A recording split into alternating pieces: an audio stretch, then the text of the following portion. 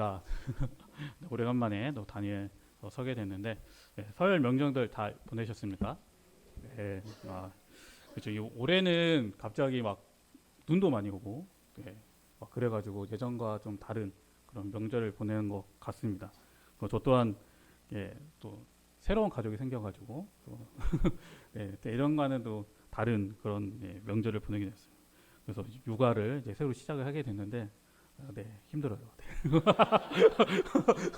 네, 힘들어요. 육아도 하면서 또 이번에 제주도에 눈 오고 막 그래서 제가 또 하우스를 하고 있으니까 또 하우스를 또 점검하느라고 또 맞대요 마침 또 이때 저보고 일하라고 저희 처남도 처가댁에 가고 저희 장인 어르신도 또 무슨 일이 있어서 또 집을 비우시고 그래서 저 혼자 또 하우스를 둘보고 이번 주에 뭐 육아도 하고 그러다가 이번 주에 또 설교 준비를 해야 돼요. 그래가지고 이번 주가 어떻게 시간이 지나가는지 몰랐어요. 그래가지고 설 당일에 그냥 아무 생각 없이 설교 준비한다고 혼자 막 여기저기 돌아다니고 그리고 그래서 부모님께 전화도 못 드리는 그래서 집에 와 보니까 오늘이 설 명절이었나?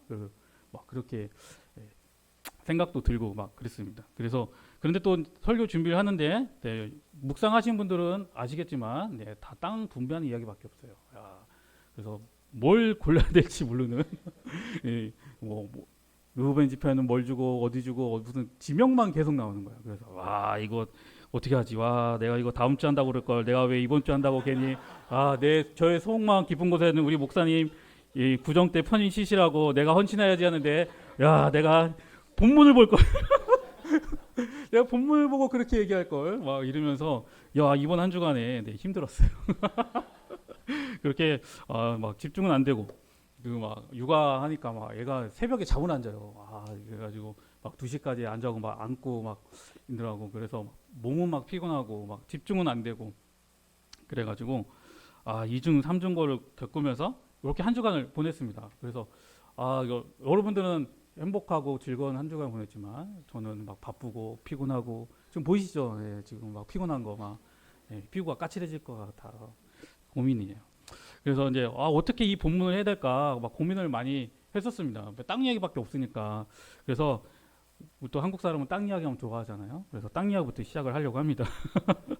그래서 오늘 본문 말씀에 보면은 사실은 이게 이제 13장, 12장부터는 땅을 분배하는 이야기가 쭉 나오기 시작합니다. 그래서 총 3번의 땅을 분배하는 이야기가 13장부터 20장까지 쭉 21장까지 쭉 펼쳐지게 되어 있습니다.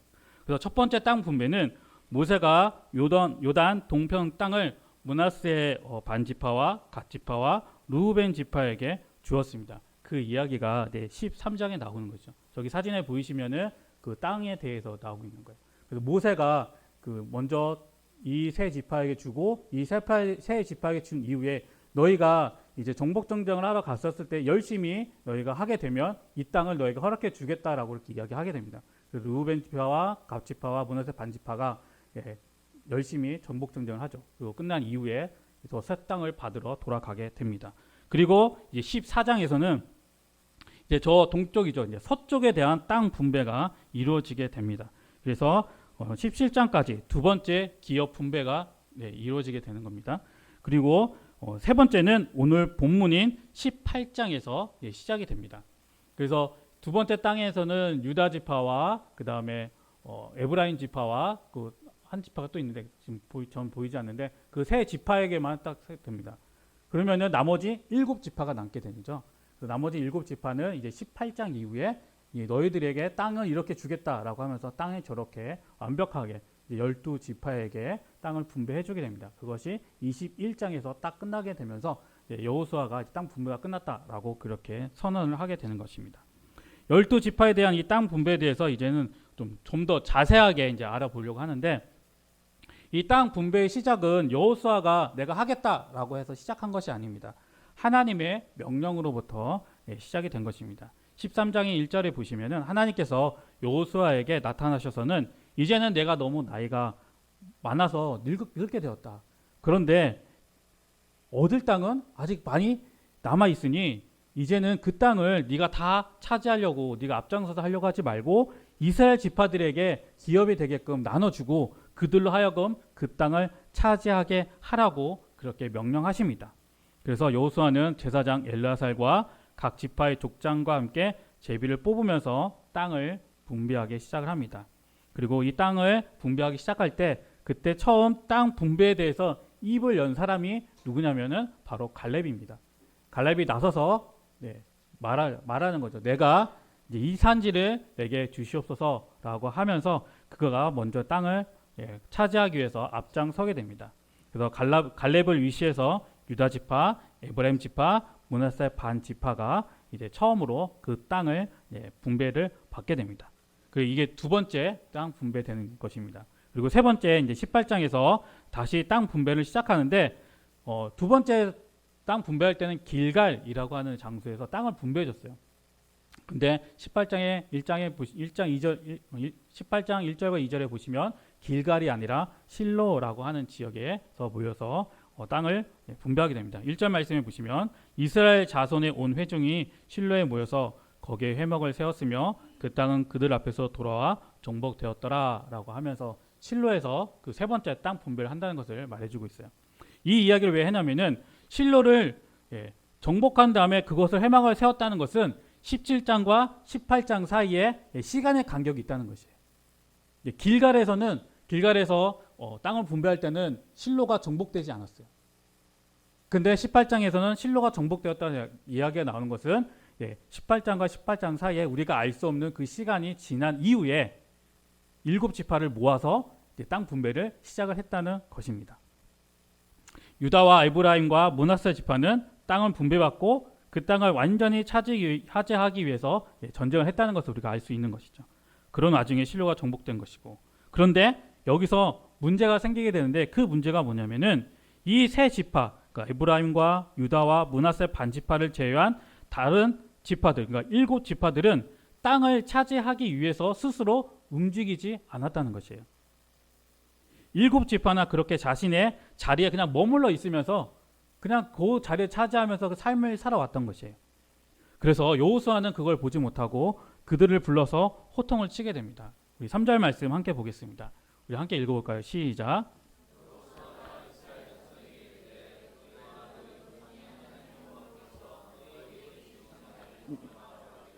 어느 때까지 지체하겠느냐라고 하면서 여호수아가 7지파 족장들에게 호통을 치게 됩니다.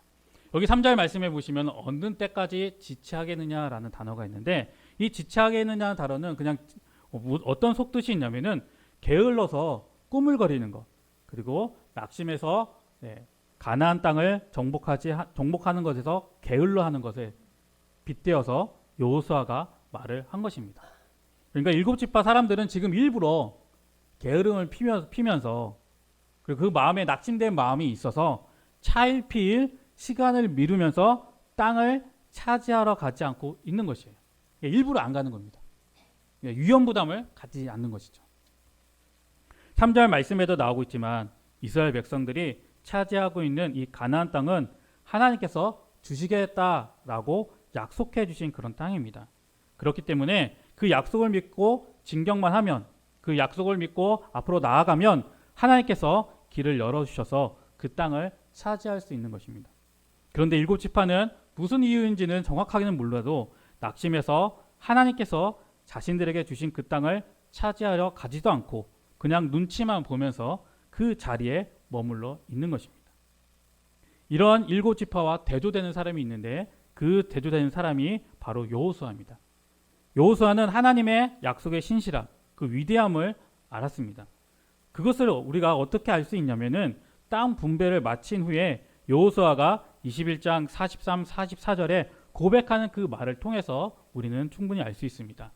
여호와께서 이스라엘 조상들에게 맹세하사 주리라 하신 온 땅을 이와 같이 이스라엘에게 다 주셨으므로 그들이 그것을 차지하여 거기에 거주하였으니 여호와께서 그들의 주위에 안식을 주셨으되 그 조상들에게 맹세하신 대로 하셨으므로 그들의 모든 원수들 중에 그들과 맞선 자가 하나도 없었으니 이는 여호와께서 그들의 모든 원수들을 그들의 손에 넘겨 주셨습니다. 라고 그렇게 말씀해주고 있습니다.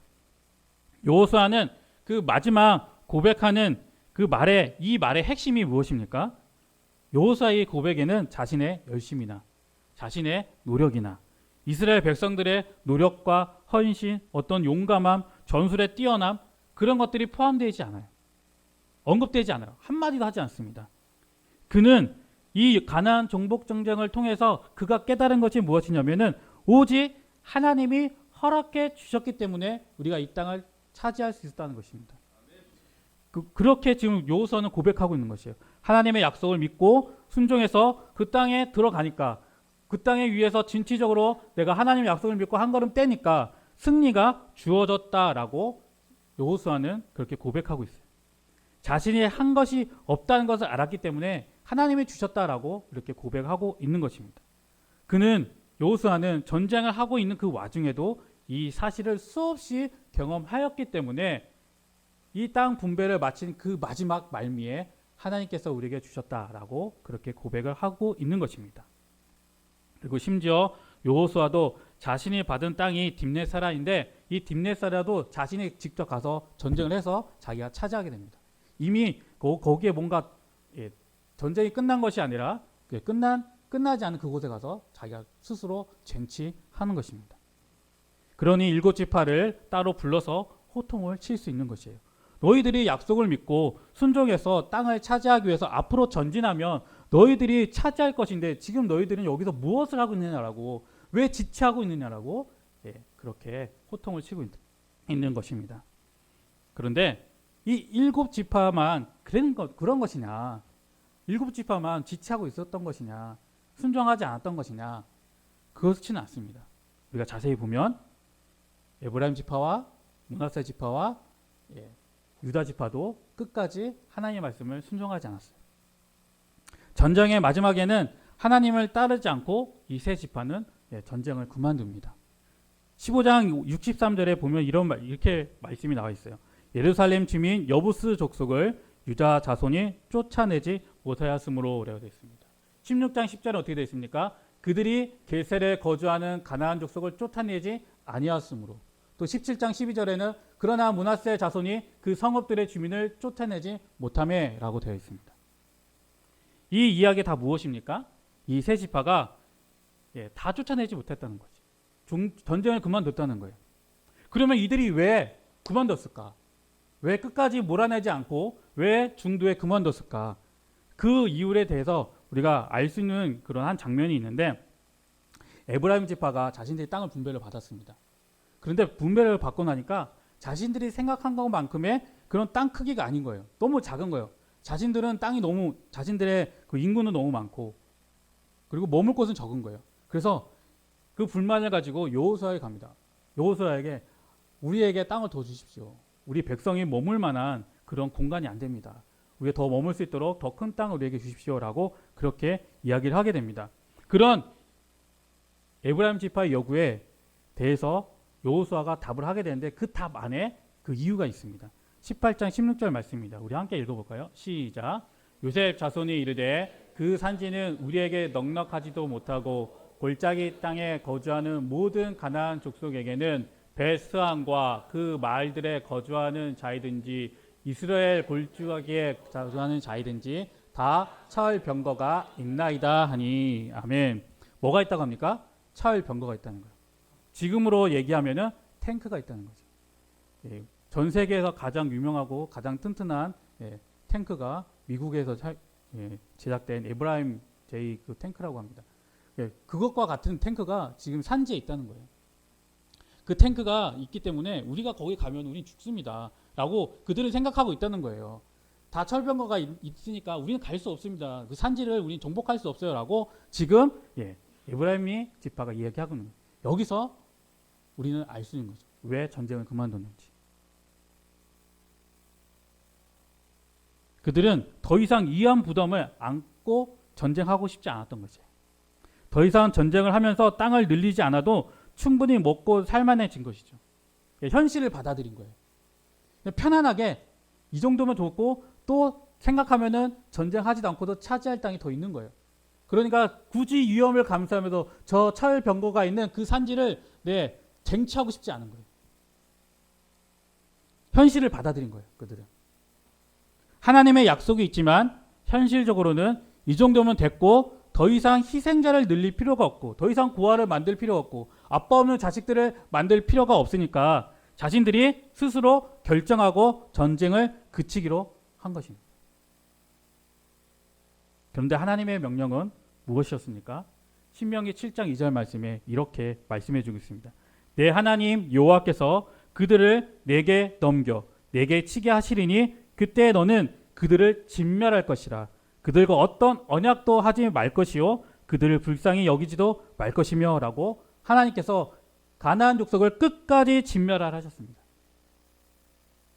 어떤 언약도 하지 말고, 그리고 진멸할 때 어떤 마음? 불쌍한 마음을 절대로 품지 말고 진멸하라 라고 이야기하셨어요. 그러니까 다 내쫓으라는 거예요. 어린아이 할 것 없이 다 내쫓든지 죽이든지 너희들은 그들을 하렘으로 만들어버려야 된다고 얘기해요.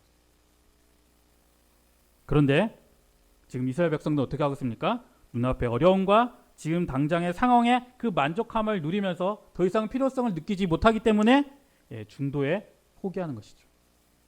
현실을 보며 이 정도면 됐다고 생각하면서 스스로의 순종의 정도를 결정한 것입니다. 굳이 위험 부담을 지지 않는 것이에요. 굳이 더 하지 않으려고 하는 것입니다. 왜냐하면 이 정도면 적당하기 때문에. 그러나 하나님은 어떻게 얘기하십니까? 내가 너에게 명령한 그 약속, 너에게 약속한 그것을 믿고 끝까지 순종하며 가나안을 진멸하면서 앞으로 나아가라고 얘기합니다. 그들 다 내쫓으라고. 자신의 한계에 달했을 때 하나님의 뜻을 쫓아 더 나아가지 않고 현실에 안주하며 현실과 타협할 수밖에 없는 당위성을 가지고 결국엔 자신의 방법으로 약속을 이루려고 하는 모습이 지금 이스라엘 백성들에게 나타나고 있는 것이죠. 그리고 이러한 모습은 가나안 땅에 대한 약속을 처음 받은 아브라함에게서 나타나요. 이 가나안 땅에 대한 이 약속은 하나님께서 아브라함에게 처음 주세요. 창세기 12장 1절 말씀에 이렇게 말씀해 주고 있습니다. 여호와께서 아브라함에게 이르시되 너는 너의 고향과 친척과 아버지의 집을 떠나 내가 내게 보여줄 땅으로 가라 라고 그렇게 하나님이 말씀해 주고 있어요. 그래서 아브라함은 이 약속을 믿고 고향을 떠납니다. 근데 그거 아십니까? 아브라함은 바로 가나안을 가지 않았어요. 바로 가나안을 가지 않았어요. 어디 갑니까? 하란으로 갑니다. 하란으로 가요. 아브라함은 하나님의 부르심을 받고 자신의 고향인 갈대 우르를 떠났지만 중간에 하란이라는 도시에 머무릅니다. 그리고 그 세월이 오래돼요. 아버지 데라가 죽은 이후에야 이 12장 1절의 말씀에 하나님의 약속을 받고 나서야 그는 가나안 땅으로 떠나게 되는 것입니다. 왜 하란에 머물렀을까요? 가나안을 바로 가지 않고. 아브라함만의 이유가 있었지만 하나님의 뜻은 분명히 아니었을 것이에요. 자신만의 방법으로 하나님의 약속을 이루려고 했던 것이죠. 아브라함은 이것만 이렇게 이번 사건으로만 그러지 않았어요. 더 큰 것도 있어요. 그 가장 큰 것이 무엇입니까? 바로 아브라함의 자녀를 통해서 열방의 아비가 되며 복이 근원이 돼 주시겠다라고 한 그 하나님의 그 약속을 아브라함은 기다리다 안 되니까 자신의 방법으로 그 약속을 이루려고 합니다. 그래서 태어난 사람이 누굽니까? 이스마엘이죠.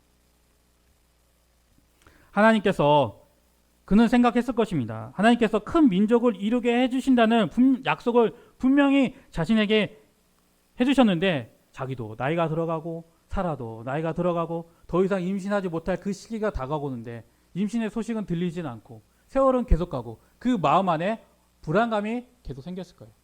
그래서 그는 사라에게 아이가 없으니 다른 방법으로 자녀에 낳겠다라고 하면서 하나님의 약속을 이스마엘을 통해서 이루려고 하는 것이죠. 하나님의 언약, 하나님의 약속을 현실과 타협하면서 그렇게 적당히 살아가게 되는 것이죠. 그런 아브라함에게 하나님은 나타나시지 않으세요. 그리고 그의 나이 99세에 아브라함에게 나타나십니다. 그리고 99세에 나타나 하나님은 아브라함에게 새로운 이름을 주죠. 원래 아브라함이었지만 아브라함이라고 하는 열방의 아비가 될 것이다 라고 하는 그 이름을 주시면서 이제 네 자손을 통해서 사라를 통해서 아들을 낳을 것인데 그 아들을 통해서 네가 이제 복의 근원이 될 것이다 라고 얘기해 주십니다. 약속해 주십니다. 그럴 때 아브라함의 마음은 어땠을까요? 아멘. 믿겠습니다. 믿습니다라고 했을까요? 아닙니다. 하나님의 약속에 대해서 아브라함은 헛웃음을 나타내게 되죠. 창세기 17장 16절 18절에 그런 아브라함의 반응이 나타납니다. 내가 그에게 복을 주어 그가 내게 아들을 낳아주게 하며 내가 그에게 복을 주어 그를 여러 민족의 어머니가 되게 하리니 민족의 여러 왕이 그에게서 나리라. 아브라함이 엎드려 웃으며 마음속으로 이르되 100세 된 사람이 어찌 자식을 낳을까? 사라는 90세니 어찌 출산하리요 하고 아브라함이 이에 하나님께 아뢰되 이스마엘이나 하나님 앞에 살기를 원하나이다. 이게 아브라함의 모습이에요. 현실과 타협한 자신의 방법으로 하나님의 약속을 이루려고 했던 아브라함의 반. 하나님의 약속에 대한 불신이 있는 거예요. 18절 말씀이 너무 마음이 아프지 않습니까? 하나님을 불신하여 웃으면서 이렇게 얘기해요. 이스마엘이나 하나님께 복을 받으며 살게 하소서라면서 하나님의 뜻과는 전혀 다른 자신의 요구를 하고 있는 거예요. 아멘 믿습니다가 아니에요. 사라를 통한 하나님의 뜻이 이루어지는 것이 아니라 하갈을 통해 낳은 이 이스마엘을 통해서 하나님의 뜻이 이루어지게 하여 주시옵소서라고 오히려 아브라함은 하나님에게 요구하고 있는 것입니다. 아브라함의 이런 모습이 이스라엘 지파 사람들과 비슷하지 않습니까? 이스라엘 민족들은 어땠습니까? 이스라엘 민족들은 어려움이 있을 때 그들은 현실이 이러니 우리는 안 된다고 하면서 뒤로 빠져 있었을 때가 그냥 포기할 때가 얼마나 많이 있었습니까? 10명의 점당꾼의 이야기를 들으면서 그들은 그렇게 했어요. 우린 메뚜기야. 우린 그들의 밥이야 라고 하면서 그들은 하나님의 약속대로 앞으로 나아가는 것이 아니라 그들은 뒤로 빠졌죠. 가나안 족속을 지금 멸절하라는 그 하나님의 명령에 이스라엘 지파들은 현실은 강력한 철병거를 가지고 있는 가나안 민족들이 아직 남아있으니 자신들은 그들보다 약하고 지금 차지한 땅만으로도 충분하다고 하면서 적당히 전쟁을 그치고 있습니다. 굳이 욕심내서 더 이상 전쟁을 하고 있지 않아요. 우리는 어떻습니까? 우리도 혹시 그렇게 신앙생활 하고 있지는 않습니까? 굳이 적당히 그렇게 내 마음 가운데 되뇌이면서 신앙생활을 하고 있지는 않습니까? 이스라엘 민족과 아브라함과 우리는 다르다고 말할 수 있을까요? 지금도 많은 사람들은 이야기합니다. 적당히 믿고 적당히 헌신하고 현실을 보면서 그렇게 교회에 순종하라고, 교회에 예배드리라고, 이 정도면 됐다고 그렇게 말하는 사람들이 많이 있습니다. 굳이 너무 교회에 충성하지 마. 굳이 너무 교회에 빠지지 마. 그냥 적당히 해. 그리고 너무 충성하고 교회 열심히 사는 사람들을 보면 너무 현실을 모른다고 이야기를 하죠. 그러면서 적당히 하는 신앙생활을 하기를 요구합니다. 유혹합니다. 현실에 안주하게 하고 현실과 타협하는 신앙을 가지게 합니다. 우리는 언제 현실과 타협하며 안주하게 하는 그런 유혹을 많이 받습니까? 아마 불안과 두려움이 우리에게 닥쳐와서 전혀 해결점이 보이지 않아서 근심과 걱정과 염려를 내가 뒤덮을 때 아마 현실에 타협하게 되죠. 그래, 뭘 그렇게까지 하냐. 지금까지 열심히 했으니까 이제 앞으로는 적당히 하자. 너무 열내지 말자. 그렇게 속으로 되뇌이지 않습니까? 그래서 진정한 하나님과의 깊은 관계가 있는 삶을 살지 못하게 되는 것이죠.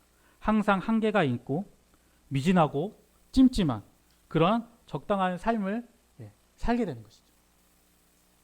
더 깊이가 있는 하나님과의 그 관계가 더 깊어지는 그런 관계에 대해서 우리는 소망하기보다는 그냥 지금까지 내가 관계에 맺어왔던 그 하나님의 그 관계 거기에 그냥 만족해 하면서 하나님 지금만으로 충분하니 더 이상 앞으로 더 깊어지는 관계 난 필요 없어요.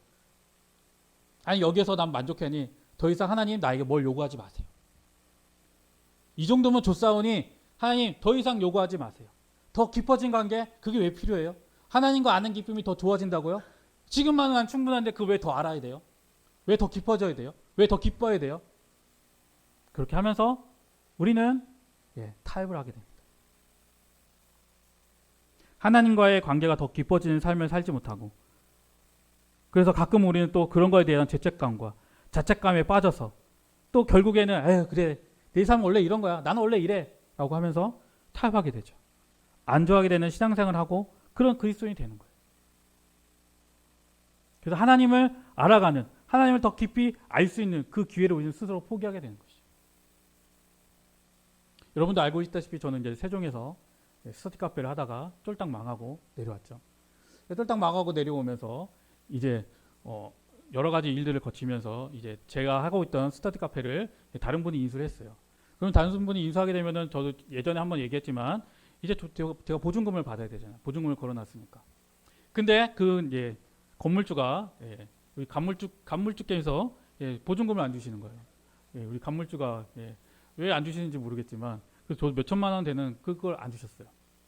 그래서 그거에 대해서 제가 되게 속상해하고 되게 불안해하고 그런 마음을 가지고 있었죠. 그래서 예전에 제가 설교했었을 때 하나님이 축복하라는 말을 해주셨고 걱정하지 말라는 말을 했었다라고 이렇게 고백했었는데, 그래서 저는 했습니다. 축복해주고 그 부분이 잘 돼서 그래서 나에게 보증금이 돌아올 수 있도록 하나님 그분에게 축복해주세요 막 했어요. 그런데 몇 달이 지나도 소식이 없는 거예요. 몇 달을 했는데 막 내 마음 가운데 막 계속 불안감이 생기는 거죠. 아까도 얘기했듯이 불안감이 막 생기는 거예요. 해결할 될 기미는 안 보고 저희 부모님이나 장인 장모님이나 이거 그대로 있으면 안 되는 거 아니냐 자꾸 얘기하는 거예요. 그래서 저도 이거 떼일 것 같은 뭐 걱정도 많이 생기고, 그래서 막 육지에 올라가가지고 사실은 막 법무사 만나고 변호사 만나고 이거 어떻게 됩니까? 어떻게 처리하면 될까요? 막 이렇게 했어요. 그래서 막 다 알아보고 그리고 막 싸우고, 하나님이 축복하라고 했는데 막 싸우고 어떻게 하면 이걸 해결할 수 있을까? 막 그랬어요. 그리고 그래서 23년 7월인가 8월 달에 더 이상 제가 못 참는 거예요. 하나님은 분명히 저에게 약속해 주셨어요. 네가 참고 축복해주고 기다리면 내가 해결해 주겠다. 분명히 저에게 말씀해 주셨어요. 기도하는 가운데 깨닫게 해주셨어요. 네, 알겠습니다. 제가 그렇게 하겠습니다. 분명히 응답도 했어요. 3, 4개월 기도했어요. 안 이루어지는 거예요. 주변에서는 계속해서 너 그렇게 가만히 있으면 안 된다. 떼인다. 내 마음이 불안해지는 거예요. 법무사 만나러 다니고 변호사 만나러 다니고 알아보고 다 그렇게 그러다가 이제 참다 안 돼가지고 이제 내가 이제 다음엔 진짜 변호사 만나든지 법무사 만나서 진행해야겠다. 이거 받아낼 수 있도록 소송을 걸어야겠다. 굳게 마음을 먹고 그때 이제 목사님이랑 같이 수련회 갔다 왔다. 그래서 이제 목사님께 얘기했죠. 목사님 안 돼서 저 오늘 월요일 날 가서 이제 진행하려고 합니다라고 얘기했어요. 그러고 나서 월요일 날 됐죠. 이제 가야지 막 이러겠는데 참 내가 그날 저녁 어떤 일이 일어났는지 아십니까? 아시다시피 그 상가 주인한테 전화가 왔어요. 죄송하고 내가 내일 저녁에 붙여주겠습니다. 그래서 3분의 2를 붙여주셨어요. 그 저녁에. 그리고 나서 나머지 돈은 한 6개월이나 7개월 동안에 적금식으로 50만 원, 100만 원 이러면서 해주시고 제가 그거를 이자를 내야 될 돈인데 그 이자까지 다 보존해 줬어요. 그리고 나중에 더 자기가 미안하다고 더 돈을 또 입금해 주시더라고요. 그래서 제가 거절했어요. 거절하는 건 아닌데 계속 이자를 내주셨는데 제가 너무 과분한 것 같아서 제가 주인 얘기했죠. 더 이상 안 주셔도 되고 너무 고맙고 해서 다 끝냈습니다. 올해 3월달, 4월달에 작년이죠. 작년 3, 4월달에 그래서 다 받고 이자까지 다 받고 제가 손해 봤던 거 다 보존돼가지고 그 일이 끝났어요. 그 일이 끝나면서 제 마음에 너무 창피했어요. 너무 창피했어요. 하루만 참을 걸. 목사님한테 말한 내가 너무 창피했어. 하루만 참고 일주일만 참고 말하지 말 걸. 그러면 내가 너무 은혜로운 사람이 되고 내가 너무 뭔가 막 그런 된 사람처럼 보일 텐데 하루만 참을 걸. 그 하루를 안 참고 내가 분노에 차가지고 내가 변호사 만나서 내가 이거 소송을 걸 겁니다. 얘기했어. 너무 창피했어. 내 스스로 하나님의 방법을 내가 만들려고 했던 거예요. 그래 하나님이 해주시자고 했으니까 내가 이렇게 하면은 하나님이 해결해 주시겠지 하고 내 방법대로 하겠다라고 했는데 창피한 일이 생기고 마는 거예요. 그래서 이 일을 통해서 더 하나님과 깊어질 수 있는 관계, 내가 하나님을 더 신뢰할 수 있는 관계, 더 깊이 깨달을 수 있는 그거를 내가 포기하게 된 거죠. 하지만 이 사건을 통해서 여러분들에도 간증할 수 있는 예화는 나오지만 내 스스로는 안타까운 거죠. 와, 정말 하나님 이런 분이시는구나 라도 깊은 그 깨달음이 있을 수 있는 그 시간을 저는 포기한 거예요. 내 스스로. 우리의 모습 다 이런 거 다 있지 않습니까? 좀 너무 창피하지만 다 이런 게 있지 않습니까? 하나님과의 더욱 친밀하며 이 깊어지는 관계를 살지 못하게 하는 그 원인에 대해서 성경은 우리에게 말씀해 주고 있는 것이에요. 그게 있습니다. 고린도후서 10장 4절과 5절 말씀입니다. 우리 이거 중요한 말씀이니까 우리 함께 읽어보도록 하겠습니다. 고린도후서 10장 4절에서 5절 말씀 우리 함께 읽어보겠습니다. 시작.